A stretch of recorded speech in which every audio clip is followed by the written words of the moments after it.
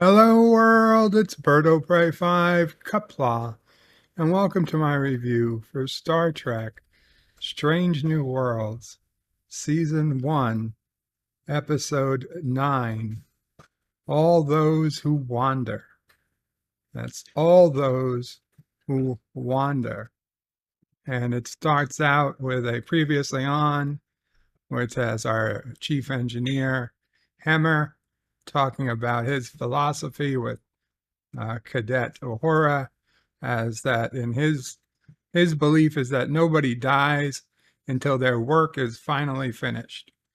I would wonder, how does he explain all the children who die before they could possibly have done any work? But whatever, it's good to believe in something. Also, we get a reminder about the Gorn.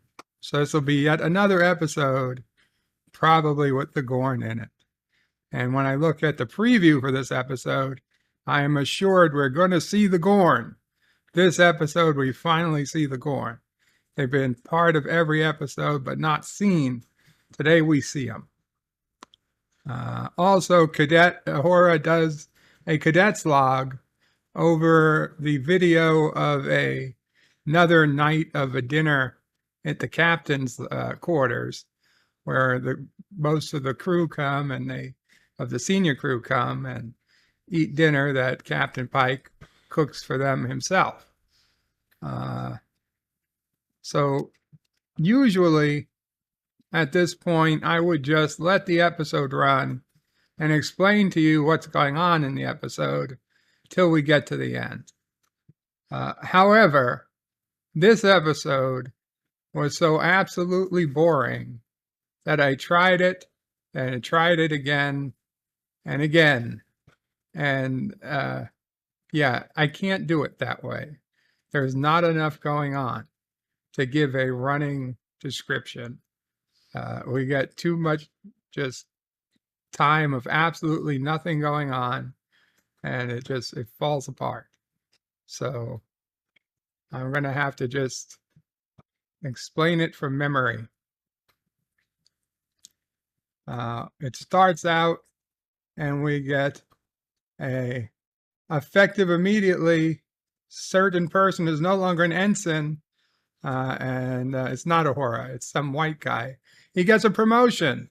It's Lieutenant Duke. He is now Lieutenant Duke. So, white guy gets a promotion at the beginning of the episode. If this was Star Trek Discovery or Star Trek Picard, you'd know he was dead already. You would know he was dead already before the episode was over. But guess what? This isn't Star Trek Picard. This isn't Star Trek Discovery. Oh, don't worry. He's still dead before the episode's over. No, he dies. So I guess it basically is Star Trek Discovery. I guess it basically is Star Trek Picard, because you get another random white guy up for promotion, and he's not going to live out that episode. So the Enterprise gets put on a priority 1 mission, which Number One rightly points out, aren't we already on a priority mission? He's like, yeah, we are. So Pike wants to know, well, where's La'an?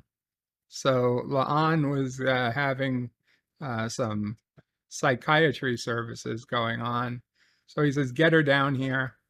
And for whatever reason, La'an comes down after everybody's done eating.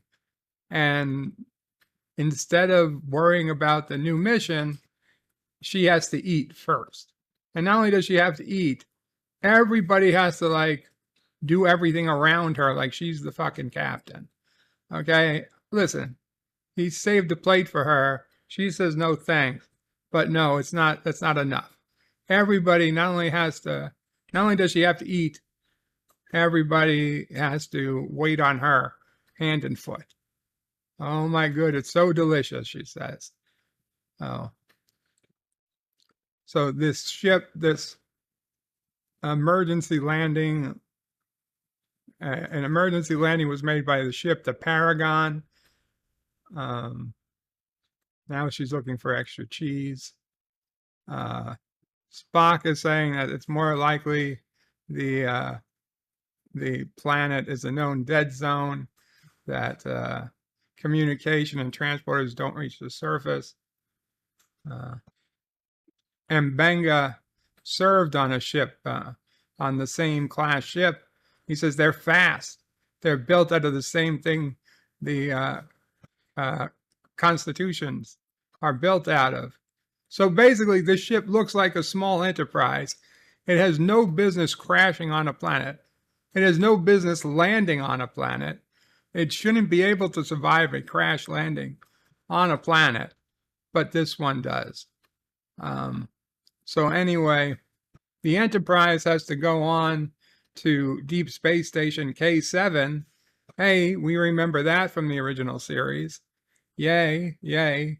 Deep Space Station K7, I believe, where the incident with the Tribbles originated, tetraquaterokaline. So everybody likes Deep Space Station K7. So they're going to split up the crew. Una and the Enterprise are going to go on to K7, and the camera will stay with him and Spock and the new lieutenant, former ensign, and cadet Uhura and some other cadet. They're about to leave the ship. They've got 2 weeks until their tour ends. 2 weeks until their tour ends, which, by the way, next week is the final episode. So I assume they will be there for their final episode. Next week is the final episode of the season.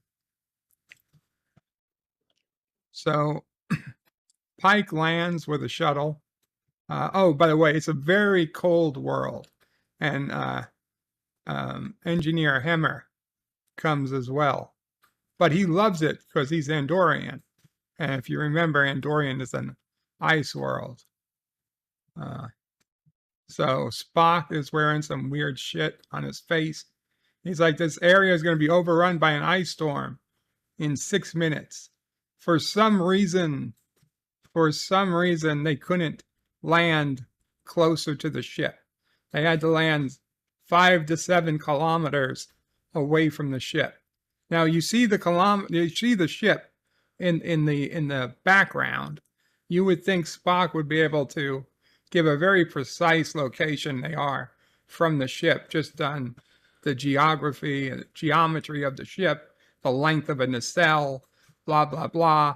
I'm sure that there's a formula for a triangle that you could pop out of your ass and tell you exactly how far away you were based on the length of a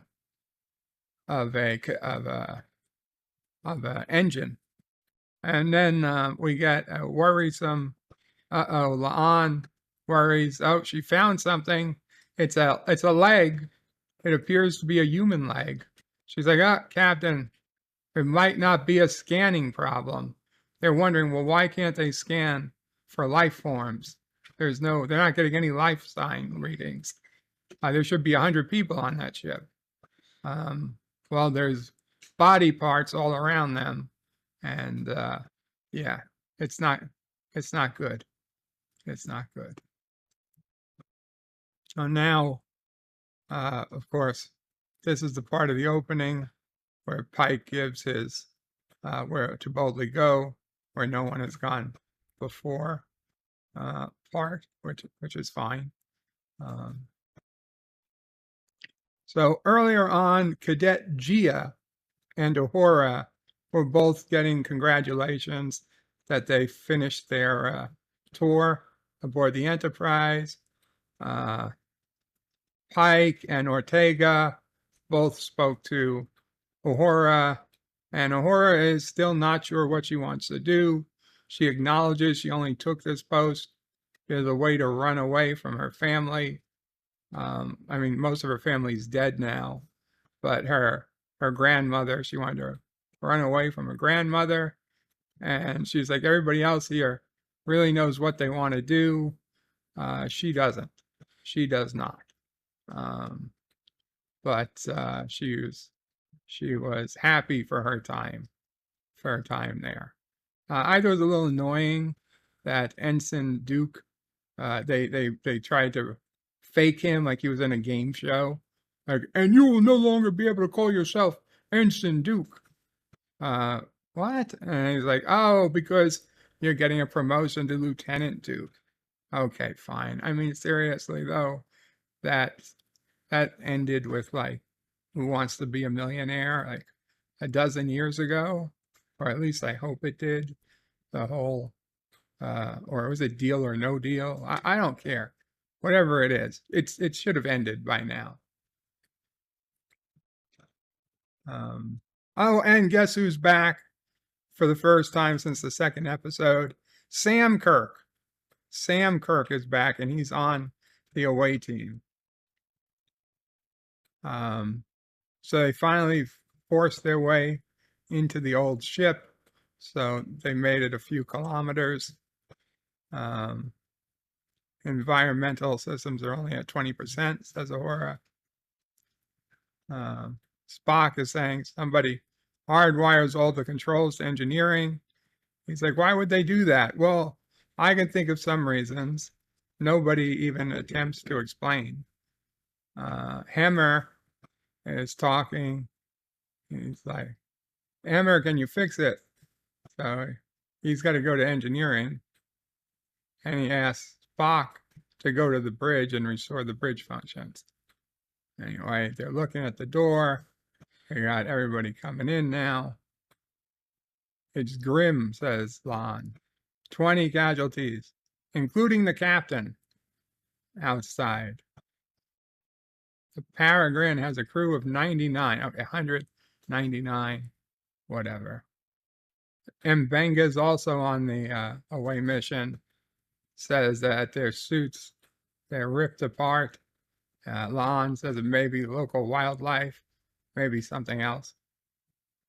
And Mbenga says, as far as he can tell, the crew went outside, got caught in a storm, and lost their way back to the ship. That seems awfully convenient. Sam Kirk's outside. He says it gets Kirk and Nurse Chapel. Why would Nurse Chapel be on an away mission? She's a civilian nurse. So they're outside.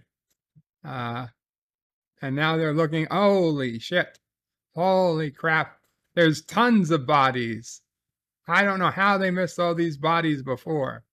It seems like all the bodies are now accounted for. Uhura is going through captain's logs, but she can only get audio for reasons. She can only get audio. The captain, I suppose, is talking about it was an Orion here and a Pasco who was infected with Gorn eggs. So now we know that you can get infected. We knew that humans could serve as hosts for eggs. Now we kind of know how, almost. So now she wishes she never called Starfleet. That the distress call was sent by an automated system. That if she could say now, she would say, "Do not come." She would tell Starfleet, "Do not come to this planet because, you're going to die." So Pike asked La'an, what would you want to do? And La'an's like, I want to kill him. If I'd settle for getting everybody off this planet safely. And Uhura's got some life readings. One is human, and the other is unknown. What do you think it is? Gorn? Raise your hand if you think it's Gorn. It's not Gorn. It's unknown. It's truly unknown. I don't know why they can't scan for Gorn. It'd be too goddamn convenient. Oh, well, remember, they don't even know Gorn fucking exists. It's a legend. It's a legend. I mean, maybe that's why fucking La'an has to go to fucking get her go to mental health go to a psychiatrist every fucking episode. Because on one side you're saying nobody's ever seen a Gorn, and she's like, yes, I have, and nobody's listening to her. Nobody's listening to her. Everybody's like there's no such thing as Gorn. Hello, I've been attacked by Gorn. I know what they look like. I know what they sound like. I have a book where my brother translated their fucking language. And you're like, well, I don't know if you've ever actually seen a fucking Gorn, because I'm not sure they exist. Like ROUSs in The Princess Bride. ROUSs, rodents of unusual size. I don't think they exist in the fire swamp. So now this unknown life form, which is a weird fucking blue alien, comes out, and even though these are clearly the same species as the girl he's protecting, by the way, he's protecting a little girl. Is she the key to everything? Not the everything. She's the key to this episode. Uhura, of course, had the good idea to order everybody to put down their guns. And of course, Pike, being captain, okays Uhura's order to put down the gun. So now Uhura walks up to this strange alien, and he's okay with her, I guess, because she's a woman, and she makes him less anxious than a man. I don't know. I'm trying to figure it out. Anyway, you go around the corner, and there's this little girl with a fire on front of her. They're on a fucking spaceship. They are on a spaceship, and there's a fucking fire. Like you're in a fucking campsite. The girl has a fucking campfire going in the fucking whatever bay of this whatever 23rd century spaceship. The only way to heat is with a fucking fire? You've got to be fucking kidding me. I didn't even get that the first 3 times I watched this. And yes, what's Nurse Chapel, for whatever reason, is also on this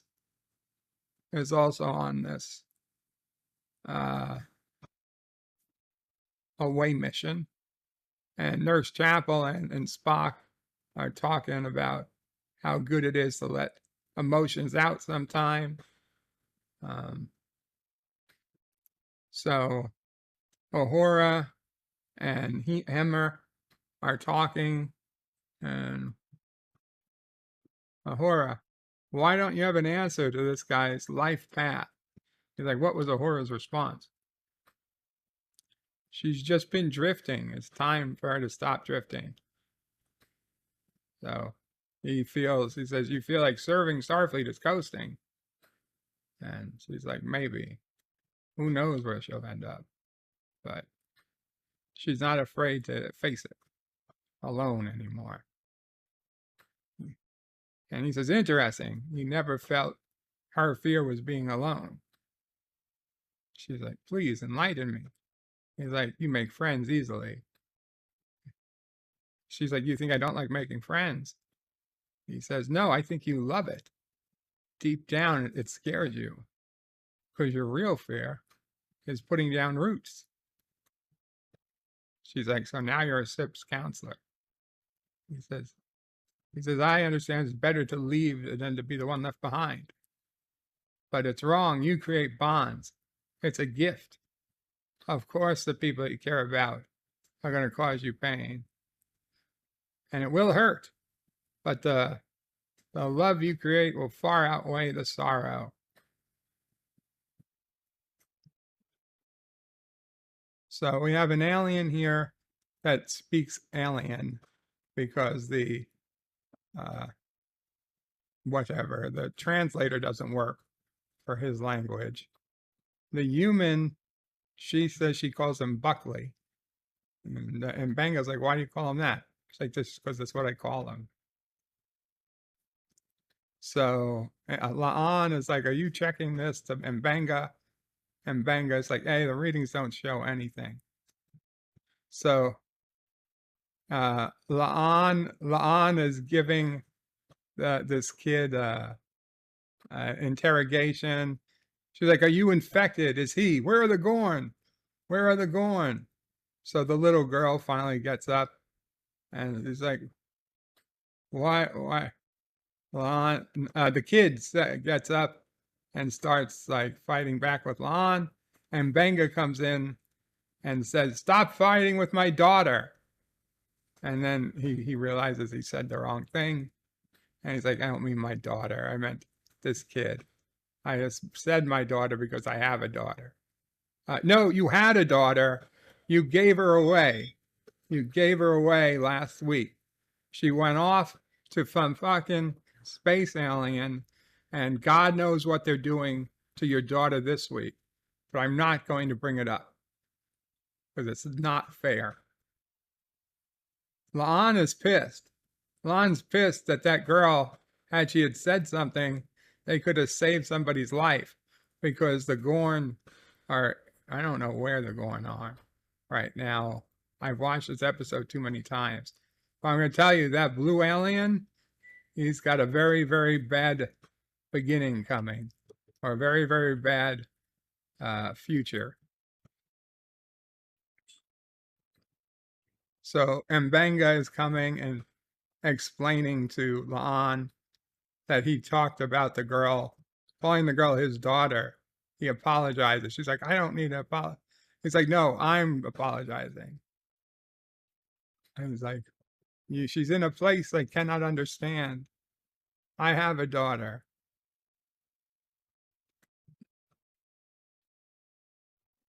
She's like, there's no magic button to press, La'an says. You just survive. She just needs someone to help her see the light. Really, Mbanga? You think La'an should quit her job and take care of an alien human kid? I suppose.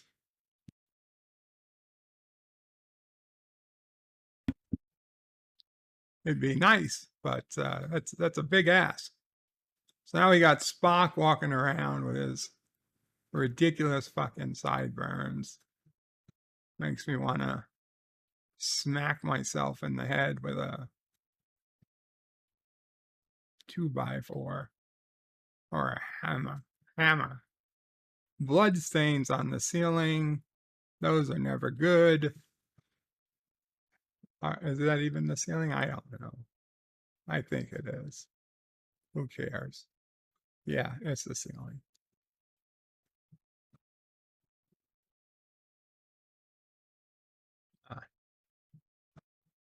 Pike is looking for Lieutenant Duke. Uh-oh. Where's Lieutenant Duke? He just got the upgrade. No, not an upgrade. He just got the promotion today. Oh, the blue alien's sick. The blue alien is sick AF. He's having labored breathing. Nurse Qapla is like picking up pieces of his clothes. And he's like, can she get the light? And this alien, Nurse Qapla is like, oh my God, there's all this stuff on his arm. Looks like combination of gel and blood and little spikes coming through the skin. So now they want to calibrate the readings they took before. He's still talking nonsense out of his mouth. I like she takes a white book. A white book. It looks like it's full of paper. Are they using paper for medical records still? I bet they still have a fucking fax machine. So now this little kid, is she human? I think she was human. This little kid is now running away from this fucking ugly alien goldfish looking monster, but it's blue. She's covering her mouth so when she yells, nobody hears her.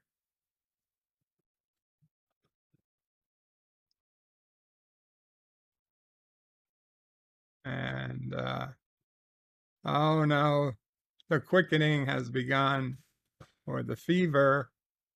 This other woman is on the floor underneath this other patient, and his body just starts erupting into baby Gorn. And the baby Gorn are more deadly than the adult Gorn. In 2 seconds, the baby Gorn have already killed, I guess, that other woman, the other cadet. She's dead. And Nurse Chapel is looking in despair. She runs for her life because she's about to be killed, and we can't have Nurse Chapel killed, obviously for plot reasons. She's also much too attractive to die, so yeah, she runs into a emergency force field, so she's safe. So now somebody, Sam Kirk is yelling at, Lieutenant Duke. He almost killed him. Nope. He didn't kill himself. He almost had his arms amputated. Oh no, Lieutenant Duke is dead. Lieutenant Duke just got killed by a baby Gorn. Oh, 2 baby Gorn. They came down a Jeffries tube and they're eating. These things are babies. These things are baby Gorn. They're literally the size of chipmunks. And they're carrying this, don't get me wrong, Lieutenant Duke, he was a pudgy little lieutenant. He's going to be 150 plus pounds, maybe 200. I don't know. 175, okay? He's not no featherweight. So they're pulling his 175-pound body up a fucking Jeffries tube. Up a Jeffries, 2 fucking creatures the size of chipmunks. Ugly, fasty things. But how is it that baby Gorn are 100 billion times more deadly than the fucking adult Gorn? Right? I mean, Captain Kirk fought off an adult Gorn on whatever that planet was over by Cestus 3 that the Metrons, whatever, made for them. I don't think we knew what the name of that planet was, but Kirk fought an adult Gorn. Captain Kirk would not have been able to fight a baby Gorn. If it was Kirk versus a baby, the baby wins every fucking time. Kirk versus an adult, it's almost 50-50. It makes no sense. So now La'an came over to see what happened. 4 Gorn hatchlings. She counts 1 dead. So the Gorn hatchlings, 4 of them matured. 1 kills 1 in the battle right after they come out. So there's 3. Then they'll battle again till there's just an alpha. But for now, there's 2.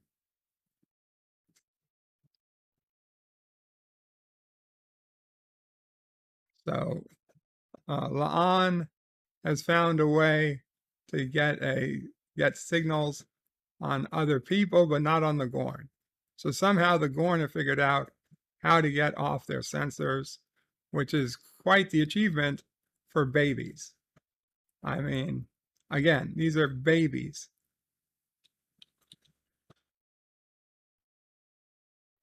They're looking for that girl. All they know is where she was. Now her life sign should still be available. I don't see why that's a problem.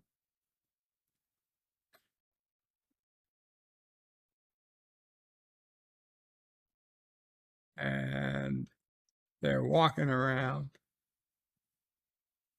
and they're saying they're here to keep her safe. She's already safe. Oh, you came back here because you know it's cold. It's the coldest place on the ship. She's like, it's where I'd hide. Now the girl says the people here before you would trick them into going outside, but now they're back. If we leave here, we die. And La'an is remembering back to what happened to her and how they told her to run because you're the last person. And she's saying, my brother died like your friend. And you hate to see them, to watch the people you hurt. Nobody understands the pain. But look at me now. She says, these people I came with, my job is to keep them safe. And this crew, I think we can do anything. I believe we can even defeat the Gorn. Let's hope so, because the Gorn are not all that bad compared to what's out there, lady. She puts out her hand. The little girl takes it. They go back. We see Hemmer putting together fucking my first engineering set. You got light bulbs, but plugging the sockets and turning on. Uhura says, team, whatever. Hemmer plus Uhura strike again. He says, whatever, you may have the honor. And now an alarm's going off.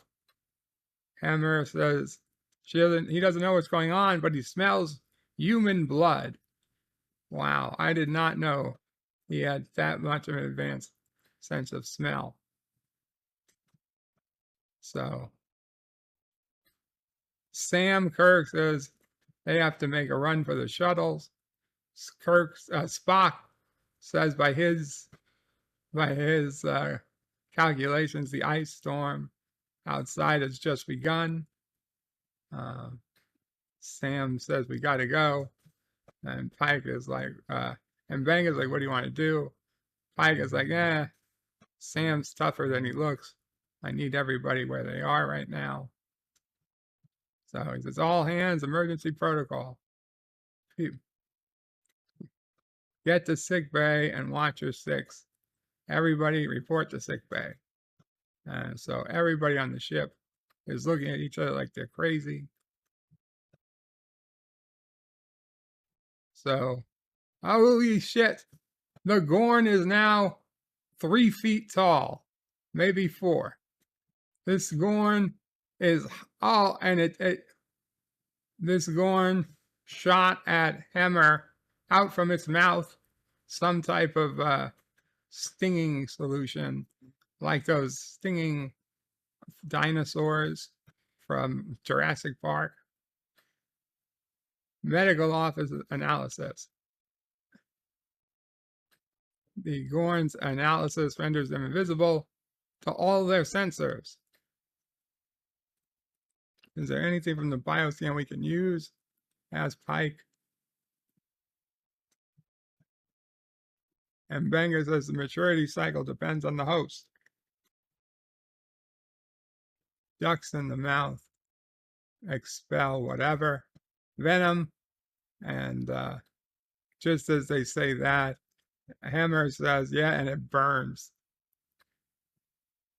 And Hemmer, Pike says, yo, Hemmer, I know you have some certain moral whatevers, but is it true to say that they don't apply to an enemy that's trying to eat us? Anyway, Sam Kirk says, damn it, Spock, they killed Duke right in front of you. Doesn't that mean something to you? Isn't there something more than a heartless computer? And he's like, oh, indeed. So he says, Hammer, what are you trying to tell us? Like, everything is all ready to be online. Just one thing needs to be redone, needs to be rebooted. And the hatchlings have begun molting, but they're not fully mature. They're going to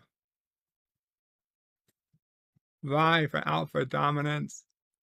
They're gonna vie for strongest, smartest, and yeah, they'd have no chance against one adult Gorn.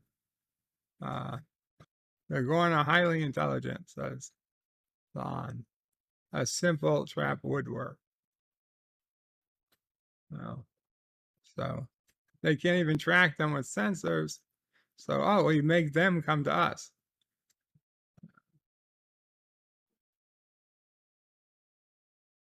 So Lon says we can use them to put them out, take them down. We can force them into the areas we want them in. And now Pike is like, this sounds like the start of a plan. The music gets all so. We're on a ship that looks so much like the Enterprise, you forget it's not the Enterprise. Of course, for reasons, they had to take the Enterprise to K7. Why not just fucking make this on the Enterprise? I mean, I guess it's a lot smaller ship, but I mean, at this point, I don't think anybody cares.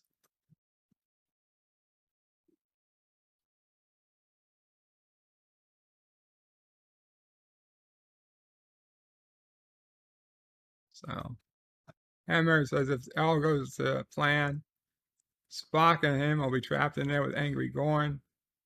A Hammer won't kill him.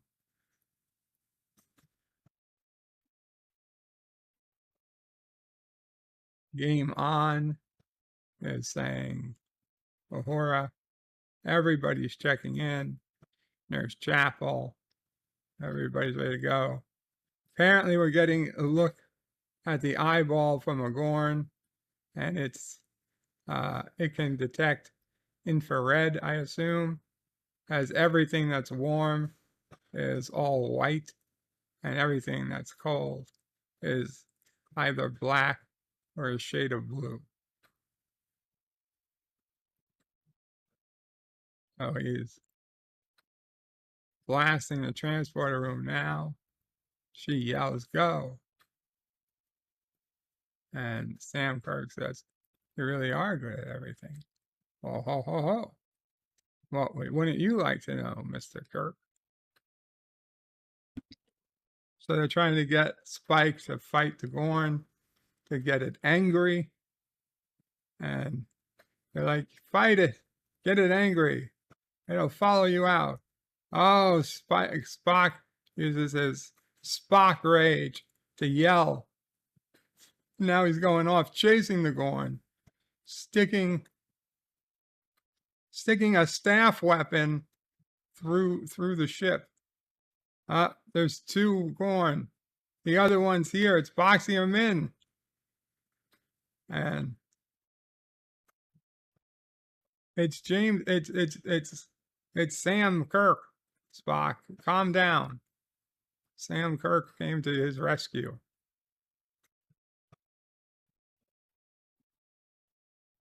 Lon hears the Gorn fighting each other. She's the expert, by the way. When they're finished fighting, then only the Alpha will be left.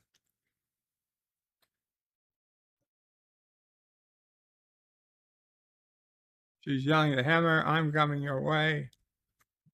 Mistake number 1. La'an is trying to get the Gorn baby to follow her, and she's yelling that she's unarmed. Like the baby, and granted the baby's big, but that it would understand what unarmed means. Did it get a class in language? How would it know what unarmed even means? And this is giving me like, oh, throwback from the what's that? The Predator. The Predator. She tells Hammer, do it now, do it now. And Hammer fills this room with, I don't know, coldness. Neo, yeah, with frozen gas. So at the end, it's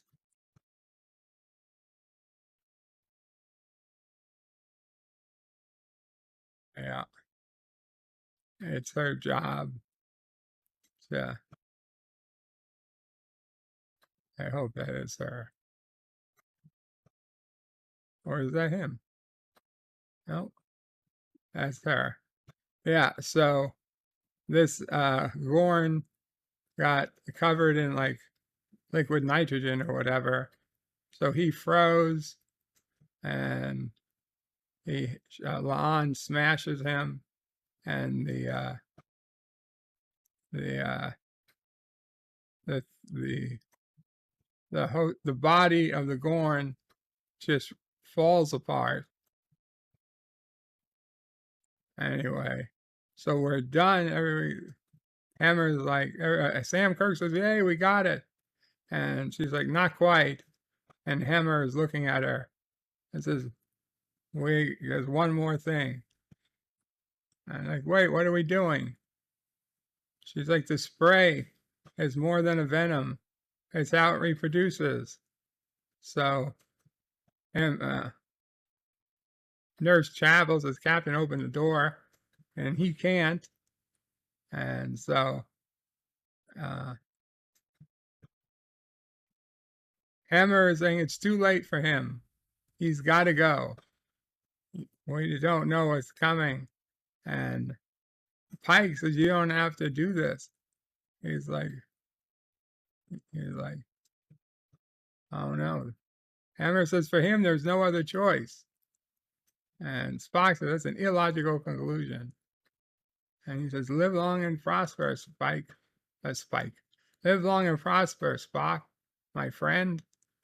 And, "No, we can help you," says Cadet Uhura. Oh, my beautiful Uhura. He wants to leave him with one last piece of advice.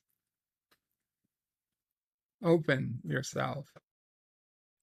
Make a home for yourself amongst others. She's like, "Hammer, please, please, don't go to Disney World." He's like, "Don't cry for me. I've had a good life." It's time for him to go. "No, no, Hammer. Hammer, we hardly knew you. You were a 1-season character on a 10-season show, and you showed up for work about 4 times. Bravo, Hammer. Bravo. I bet there's somebody tearing out there.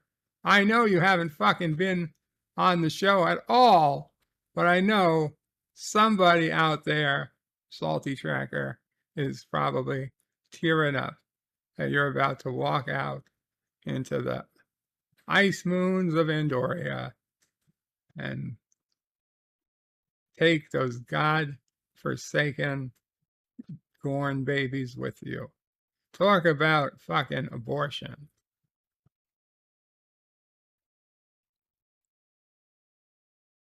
Nobody gives a shit about Gorn babies. I tell you that. Nobody cares about them. So now we see the Enterprise towing this ship through space. How did it get into space again? Nobody fucking knows. Nobody fucking cares. And who the fuck gives a shit? Uh, I don't know. This sucks. I hate funerals. But if Hammer was here, he'd remind us this was a celebration, says Ortegas. Anyway, he would.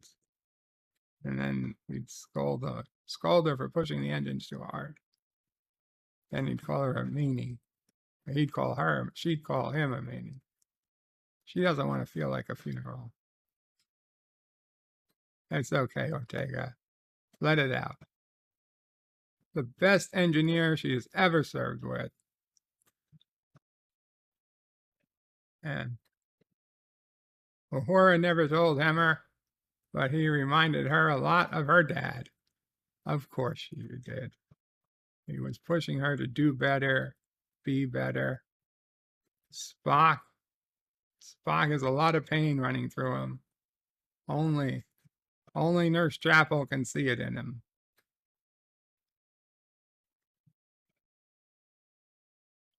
The people close to you can cause the most pain, but the people you love can mend you when you're near.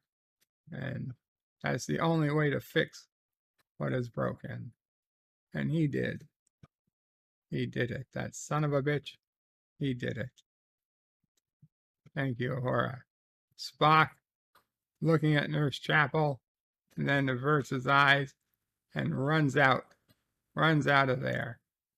Nurse Chapel, following Spock very closely. Spock is once again punching the wall of the ship. She's like, Spock! He's like, stop!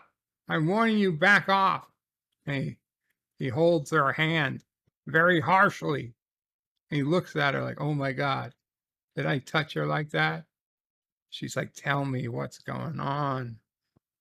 He's like, I can't control it. I let something out.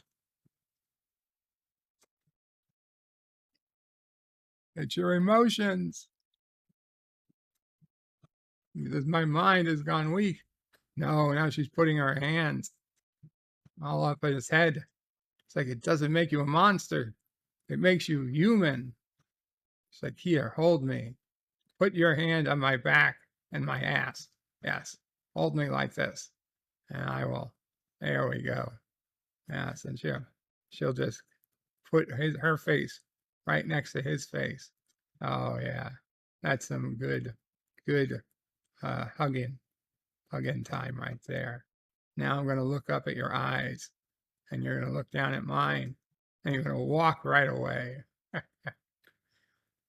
Yes, Spock, walk away.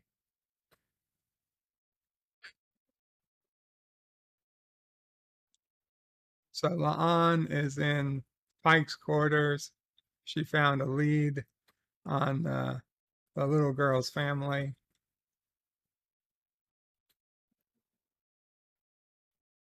It's a week outside Federation space she's going to need. So if there's any chance she those people out there, they need to look. He's like, that's going to take time. She'd like to request a formal leave of absence. Decommission her if you have to. But she's got to be able to be free to go where the clues take her. And Pike says, if I said no, would I make a difference? No, it won't.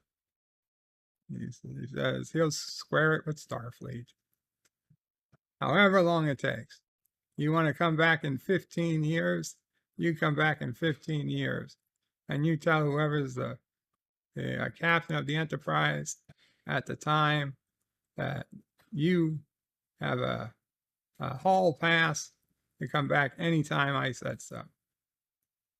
She says, Captain Chris, thank you for everything. The waffle this morning, the steak the other day, and this. All three things. Thank you.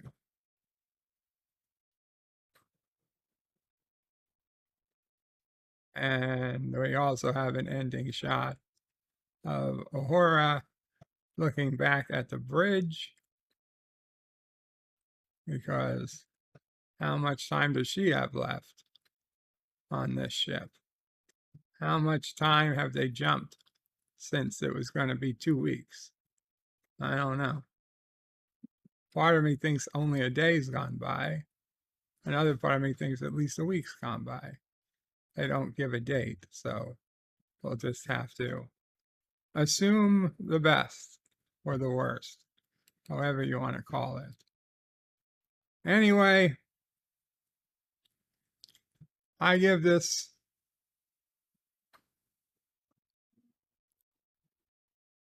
a 3.5 out of 10.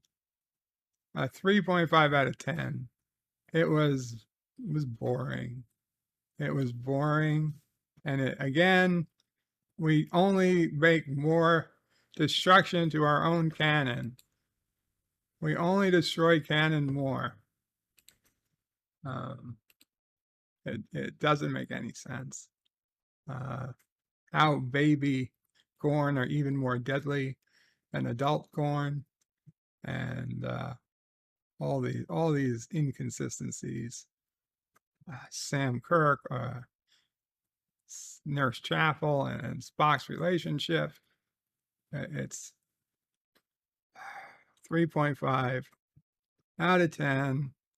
One more episode next week, and then I think we get maybe quiet, maybe just Orville for a few weeks. I don't know, maybe, but 3.5 out of 10. Bird out.